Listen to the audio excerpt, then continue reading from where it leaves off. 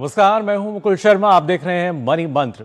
आज के समय में हर कोई सपना देखता है बेहतर जिंदगी का, आर्थिक आजादी का, और उस सपने को सच करने के लिए हम दिन रात मेहनत करते हैं। पर क्या कभी आपने सोचा है कि असली संपत्ति कैसे बना सकते हैं? आपकी कमाई, निवेश और बचत क्या आपको भविष्य में भी आर्थिक रूप से सक्षम रख पाएंगी?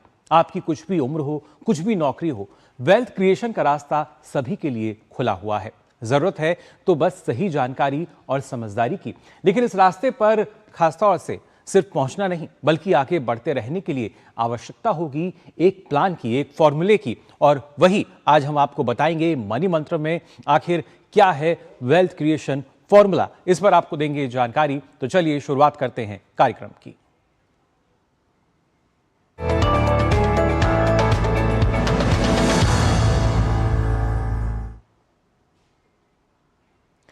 जी हाँ, जब हम बात करते हैं कि आखिर वेल्थ क्रिएशन कैसे हो सकता है, और अब खासतौर से त्योहारी सीजन है, दीपावली का जो अवसर है वो भी आने वाला है, और ऐसे में अगर हम चाहें तो नई शुरुआत कर सकते हैं। लेकिन जैसे ही हम बात करते हैं कि कैसे हम अपनी जो हमारी धन संपदा है उसको हम बढ़ा सकते हैं, वेल्थ क्रिएशन का फॉर्मूला आखिर क्या हो सकता है, जब हम इसकी बात करते हैं तो लगभग कई ऐसे सवाल हैं जो हमारे जहन में आते हैं। उस पर आपको हम पहले आइए नज़र डालेंगे और बाद में उन सवालों के जो जवाब हैं वो भी आपके साथ हम साझा करेंगे। जब हम देखते हैं कि कैसे अगर हम चाहते हैं कि शुरुआत हमें करनी है, लेकिन इसके लिए कब, कहां और कैसे निवेश की हम शुरुआत करें, ये सवाल जाहिर तौर पर हमारे सामने खड़ा होता है जब हम सोचते हैं कि हमें अपना जो वेल्थ क्रिएशन है वो शुरू करना है। ये पहला सवाल जो अक्सर हम सोचते हैं कि कब शुरुआत करनी है, कहाँ हम निवेश करें और कैसे कर सकते हैं। लेकिन इसका जो जवाब है अगर खासतौर से देखा जाए वो छिपा हुआ है खासतौर से एसेट एलोकेशन में। वेल्थ क्रिएशन के लिए एसेट एलोकेशन क्यों ज़रूरी है?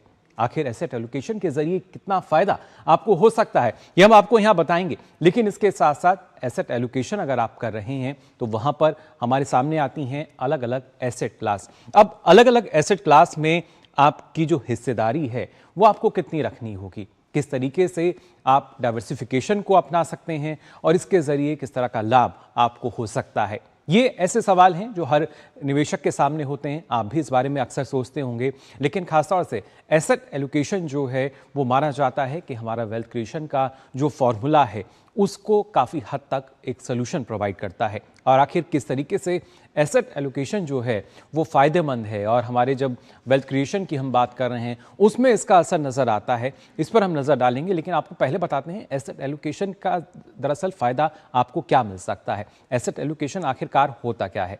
एसेट एलोकेशन की अगर खासतौर से बात की जाए, ये इसको हम समझ सकते हैं एक निवेश की रणनीति आप इसको मान सकते हैं, जिसके ज़रिए आप अपनी एसेट को एलोकेट करते हैं, यानी डाइवर्सिफाइड उसको आप करते हैं। और इसके तहत अगर खासतौर से देखा जाए अलग अलग एसेट क्लास में आप जो निवेश है वो कर सकते हैं। और ये माना जाता है अगर आप अलग अलग एसेट क्लास में निवेश कर रहे हैं तो वो बेहतर है। एसेट क्लास से अगर आपको हम बताएं कि आखिर एसेट क्लास का फ़ायदा आपको किस तरीके से मिल सकता है, क्योंकि ये माना जाता है कि जितनी आपकी सहनशीलता होगी, जोखिम सहनशीलता, और जो लक्ष्यों के आधार पर आप अपना निवेश करते हैं, यानी रिस्क आप कितना बेयर कर सकते हैं या कितना निवेश आप कर सकते हैं, ये काफ़ी हद तक निर्भर करता है जब आप एसेट एलोकेशन में जाते हैं। अब एसेट एलोकेशन में जाने के बाद आती हैं एसेट क्लासेस, यानी आखिर कहाँ कहाँ अपना जो निवेश है वो आप करते हैं, एलोकेट कर सकते हैं। तो खासतौर से फिक्स्ड इनकम हुई, इक्विटी, डेट, गोल्ड और रियल एस्टेट तक भी हमने देखा है जो निवेशक हैं वो अपना फंड एलोकेट करते हैं। लेकिन ये काफ़ी महत्वपूर्ण, क्योंकि फिक्स्ड इनकम या बॉन्ड की हम बात करें, एफडी की बात की जाए, जहाँ से आपको लगातार जो आय का एक साधन आपका होता है, और खासतौर से रिस्क को मैनेज करने के लिए एलोकेशन की अहम भूमिका मानी जाती है। अगर आपका रिस्क सही है, मैनेज है, तो मान सकते हैं कि आपको और ज़्यादा जो लाभ है वो हो सकता है। और ऐसे में जब एसेट एलोकेशन हम करते हैं तो देखिए इसके ज़रिए होता क्या है। दरअसल एक एसेट अगर खराब प्रदर्शन कर रहा है तो दूसरा उसे बैलेंस कर सकता है। आप उदाहरण के तौर पर ये समझ सकते हैं कि अगर आपने स्टॉक में पैसा अपना लगाया है, स्टॉक में निवेश किया है, तो हो सकता है कि म्यूचुअल फंड जो है वो बेहतर प्रदर्शन कर रहा हो, या अगर हम देखें शेयर मार्केट है, म्यूचुअल फंड है, वो अगर सही प्रदर्शन नहीं कर रहे और ऐसे में आपने गोल्ड में निवेश किया हुआ है, गोल्ड ईटीएफ, तो वो आपको बेहतर रिटर्न दे सकता है। तो वहाँ पे एसेट एलोकेशन का जो फॉर्मूला है वो काफ़ी कामयाब रहता है। और ख़ासतौर से एलोकेशन से रिटर्न तो मिलेगा ही और साथ ही साथ नुकसान की जो संभावना है वो बेहद कम हो जाती है। लेकिन इस दौरान आपको कई और ऐसी बातें हैं जिनका ध्यान हमेशा रखना होगा, क्योंकि हर एसेट क्लास का रिस्क या रिटर्न जो है वो आर्थिक स्थितियों के अनुसार होता है। अगर आप ज़्यादा रिस्क लेना चाहते हैं तो हो सकता है आपने स्टॉक मार्केट में ज़्यादा निवेश किया हो, या इसके साथ साथ जब आप सोचते हैं कि कैसे और आप अपने निवेश को बढ़ाना चाह रहे हैं, ये तमाम पहलू हैं जो हमारे सामने आते हैं जब हम बात करते हैं एसेट एलोकेशन की। लेकिन इसके साथ साथ इस बात का आपको ध्यान रखना होगा हमेशा कि जब भी आप एसेट एलोकेशन के बारे में सोच रहे हैं, एसेट क्लास की जब हम बात कर रहे हैं, तो वहाँ पर आपको ध्यान देना होगा। और इस पर ही आज हम चर्चा करेंगे। इसके लिए खास मेहमान हमारे साथ जुड़े हैं। आपको बता दें, हमारे साथ धीरेन्द्र कुमार जी जुड़ चुके हैं, CEO हैं वैल्यू रिसर्च के। धीरेन्द्र जी, बहुत बहुत स्वागत आपका मनी मंत्र में। धन्यवाद आपका मुकुल जी। धीरेन्द्र जी, सबसे पहले यही जानना चाहूंगा आपसे, हर कोई वेल्थ क्रिएशन के बारे में सोचता है, लेकिन जब इसके फॉर्मूले की बात आती है तो शायद एक ऐसा हिडन फॉर्मूला ये है जिसको लोग जानते भी हैं, समझते भी हैं, लेकिन अपनाने में शायद काफी वक्त लगा देते हैं। नहीं, इसका कोई फॉर्मूला नहीं होता है जी। इसका फॉर्मूला बहुत ही सिंपल है। ये आपके हैबिट्स में रूटेड है। आप कमाना शुरू करते हैं तो बचाइए, जो बचाते हैं उसको लगाइए जी। और लगाने के बाद जब वो मीनिंगफुल थोड़ा सा रकम हो जाए तब देखिए कि वो डाइवर्सिफाइड है, तब आप एसेट एलोकेट कीजिए। और सारा पैसा आपका इक्विटी में ना हो, सारा पैसा आपका डेट में नहीं हो। डेट में अगर खाली होगा, फिक्स्ड डिपॉजिट में होगा, तो ये महंगाई से नहीं जूझ पाएगा। केवल इक्विटी में होगा, शुरुआती दौर होगा तो अब और गिरावट के दौर को आप नहीं झेल पाएंगे, क्योंकि बाजार बढ़ता धीरे धीरे है, गिरता अचानक बहुत रफ्तार से है। तो इसका बैलेंस बनाए रखने के लिए इक्विटी और डेट दोनों में लगाना जरूरी है। और यही एसेट एलोकेशन, कितनी गिरावट को आप आसानी से झेल पाते हैं जी, वही आपका एसेट एलोकेशन होना चाहिए। और इसका कोई फॉर्मूला नहीं है। जब हम कहते हैं कि कम उम्र के लोग ज्यादा रिस्क ले सकते हैं या वृद्ध लोग रिस्क नहीं ले सकते हैं, ये पूरी तरह निर्भर करता है कि आपकी स्थिति क्या है। अगर कम उम्र के हैं, आपको अपने पांव पे खड़ा होना है, सारी जिम्मेवारी आपके ऊपर है, तो आपको काफी अलग तरीके से आप कंडक्ट कर रहे होंगे जी। आप वृद्ध हैं, आपको पेंशन मिलता है, आपको आमदनी की जरूरत नहीं है, किराया भी मिल जाता है, सफिशिएंट एसेट्स भी है, तो आप काफी रिस्क ले सकते हैं। आप बहुत बड़ा स्टेट अपने बच्चों, अपने सक्सेसर्स के लिए छोड़ जा सकते हैं। तो उम्र के आधार पे केवल पूरी तरह से ये निर्भर करता है कि आप रिस्क कितना ले सकते हैं, इस बात पे जी कि आपकी स्थिति क्या है। बिल्कुल धीरेन्द्र जी, लेकिन कई निवेशक ऐसे होते हैं जिनको शुरुआत में लगता है कि अगर उदाहरण के तौर पर म्यूचुअल फंड में अगर हमने निवेश किया है तो वही बेहतर है। उनको लगता है दूसरी जगह हम जाएंगे तो कहीं जोखिम हमारा बढ़ ना जाए और साथ ही जो रिटर्न है उतना नहीं आए। और क्या ऐसे में जो एसेट एलोकेशन है उससे निवेशक दूर हो जाता है जब हम सोचते हैं सिर्फ एक ही जगह पर हम अपना जो निवेश है वो करते रहें?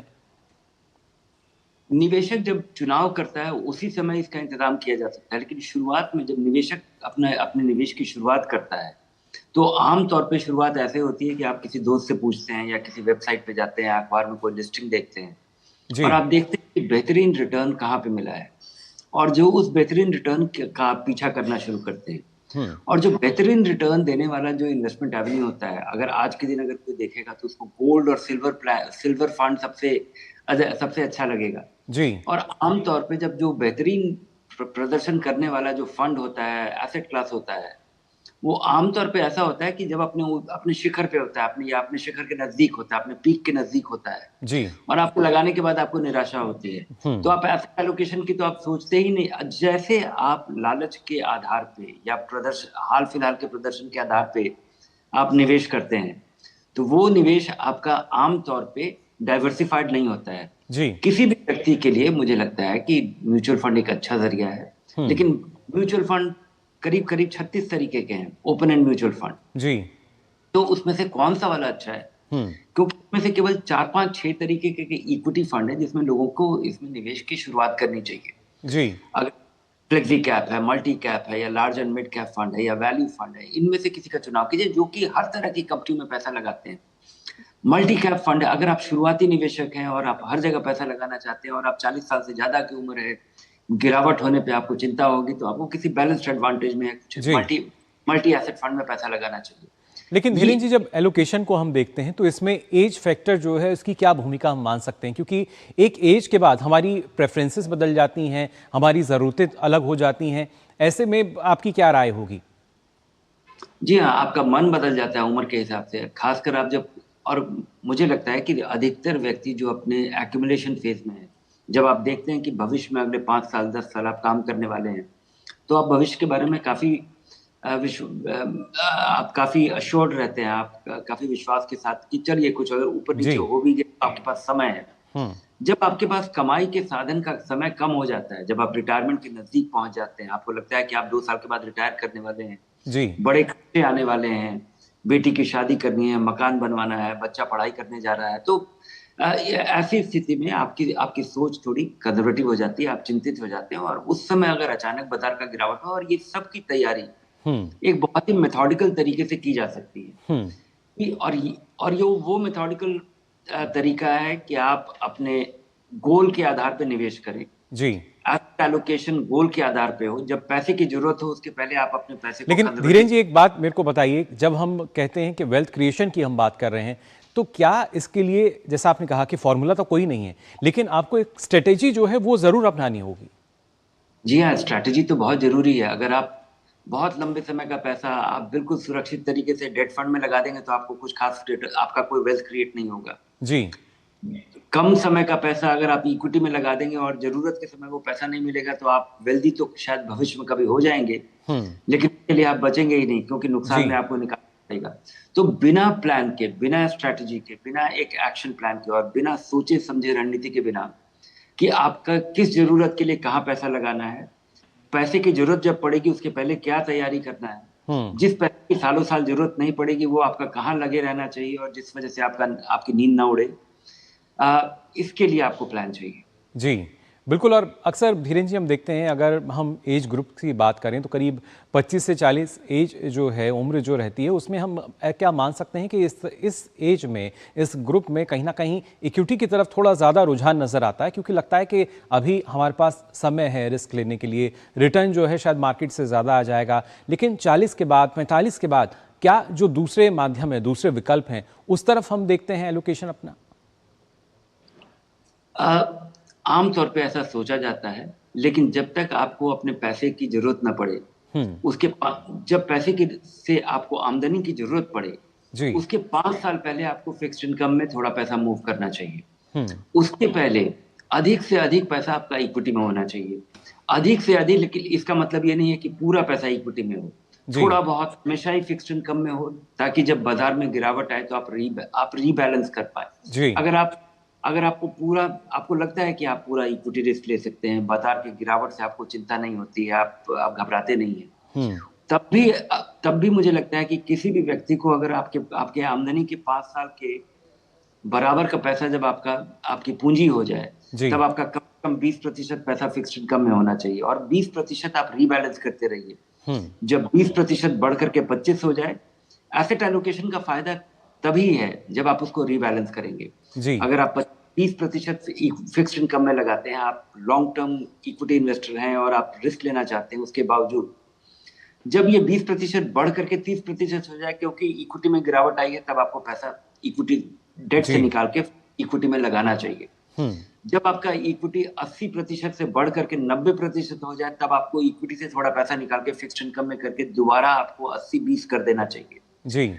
उसको करने का नतीजा ये होगा कि बाजार से फायदा उठाने के लिए आपके लिए जरूरी है कि आप सस्ता खरीदें और महंगा बेचें। और आंख बंद करके निवेश करने वाले निवेशक अक्सर इसका विपरीत करते हैं। इसलिए एसेट एलोकेशन और रीबैलेंसिंग ही एक ऐसा जरिया है जिसके तहत आप सस्ता खरीदेंगे, महंगा बेचेंगे और बाजार से बेहतर रिटर्न जनरेट कर पाएंगे, और आप एक डिसिप्लिन मेथड पे फॉलो कर रहे होंगे। जी बिल्कुल, ना सिर्फ स्ट्रेटेजी बल्कि जो डिसिप्लिन मेथड है वो बेहद ज़रूरी हो जाता है वेल्थ क्रिएशन के लिए। और इसके साथ साथ और वो तमाम बातें जो कि बेहद ज़रूरी हैं वो हम आपसे भी आगे जानेंगे, लेकिन फिलहाल हम यहाँ रुकने एक छोटे से ब्रेक के लिए जल्द हाजिर होते हैं। लाल रंग इसका अपार, तीखा कम है फिर भी स्वाद, बेमिसाल बेमिसाल MDH Kashmiri, MDH Kashmiri. MDH। हमारा डेजर्ट आ गया पर हमारी चैंपियन नहीं आई अब तक। बिल भरने के पहले तो आएगी ना। So girls, क्या हो रहा है? बिल हो रहा है। चल अपना कार्ड दे। पिन दे। RBI आरबीआई कहता है अपना पिन, ओटीपी, सीवीवी या इंटरनेट बैंकिंग पासवर्ड किसी को ना दे। ऑनलाइन बैंकिंग सिर्फ अपने ही कंप्यूटर, मोबाइल और सिक्योर नेटवर्क से करें। हाँ, ये खाने की चैंपियनशिप थी क्या? आरबीआई कहता है जानकार बनिए, सतर्क रहिए। जब धरती चीर कर निकलता है लोहे का पत्थर और मिलता है मोंगिया के जोश से, फिर तपता है, पिघलता है और बनता है फौलाद। अब होता है सरिया सारी खूबियों के साथ। मोंगिया स्टील, मजबूत देश का मजबूत सरिया। आपके घर के खाने में रेस्टोरेंट जैसा स्वाद ले आए MDH का शाही पनीर मसाला। पनीर को क्या मस्त बना डाला।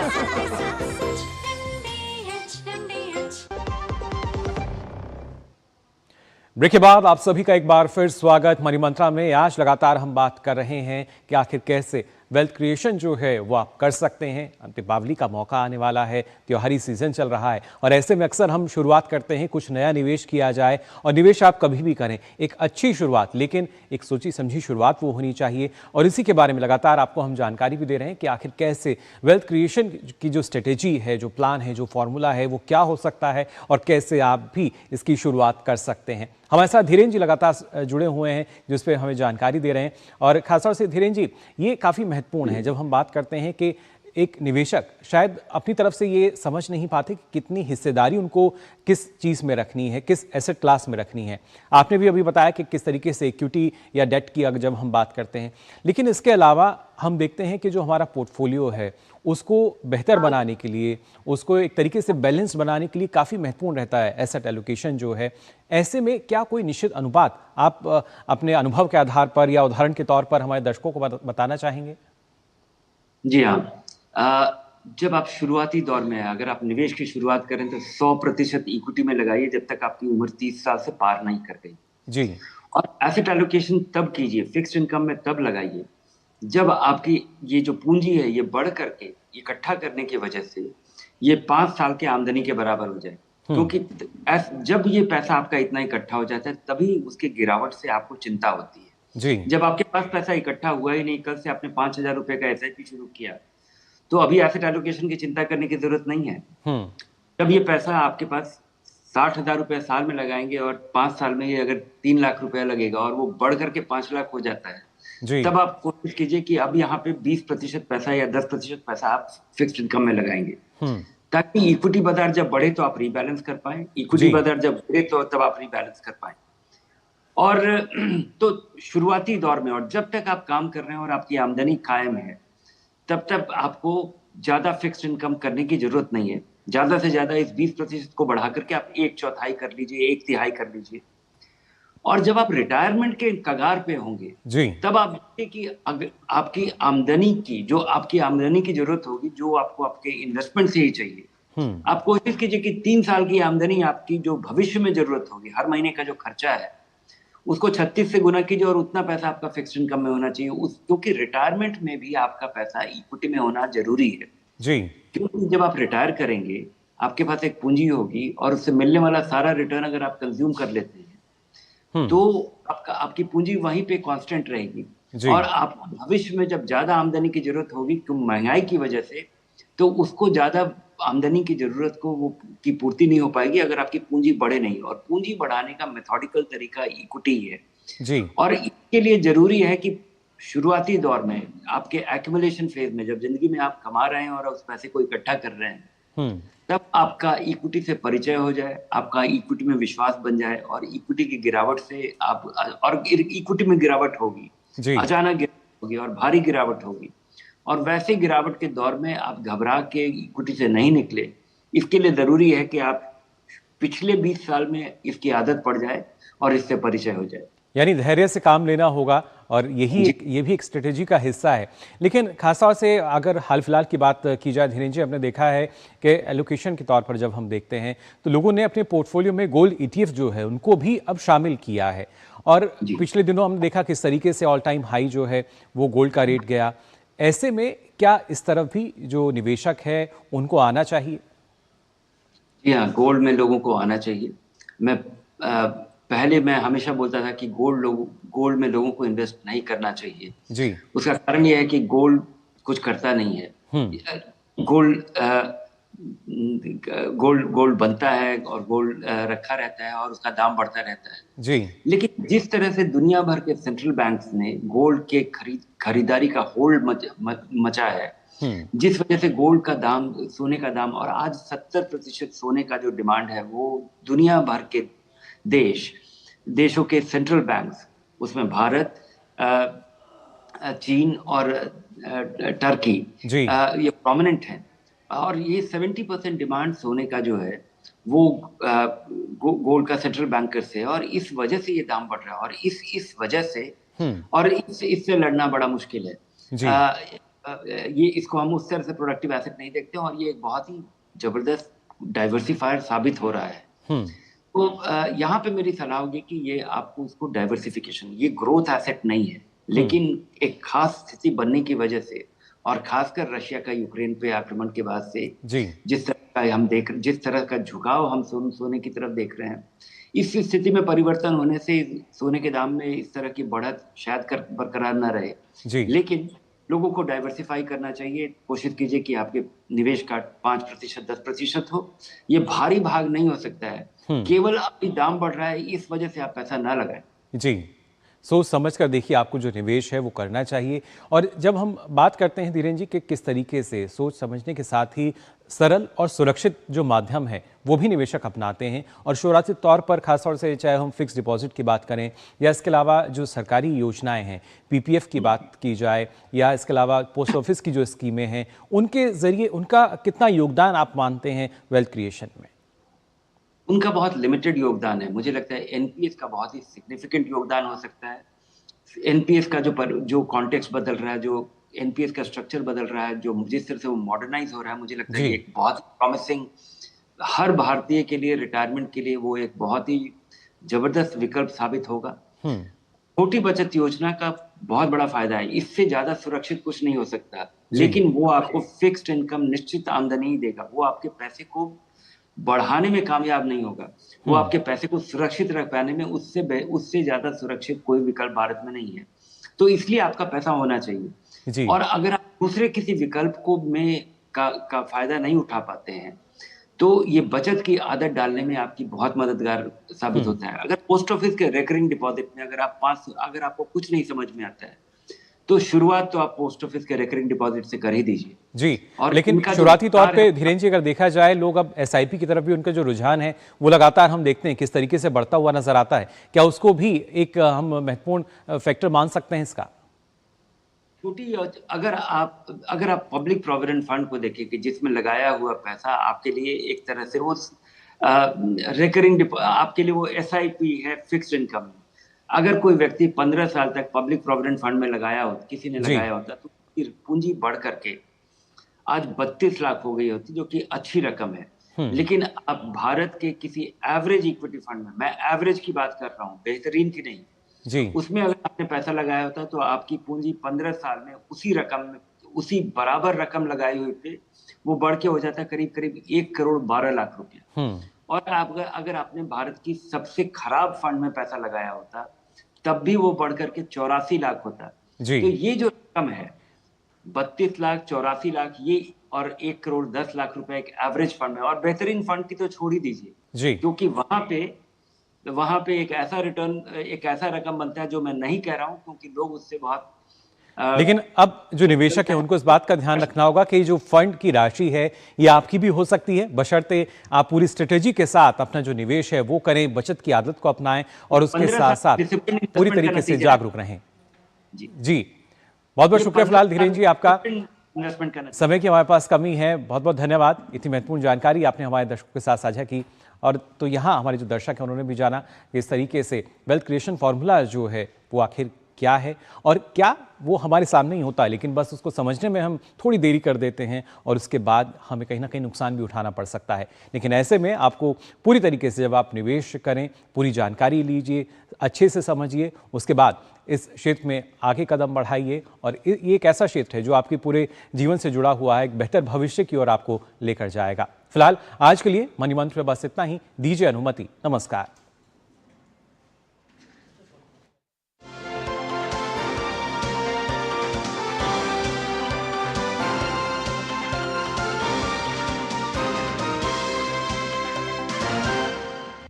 मनी मंत्रा के प्रायोजक थे नेशनल पेंशन सिस्टम NPS।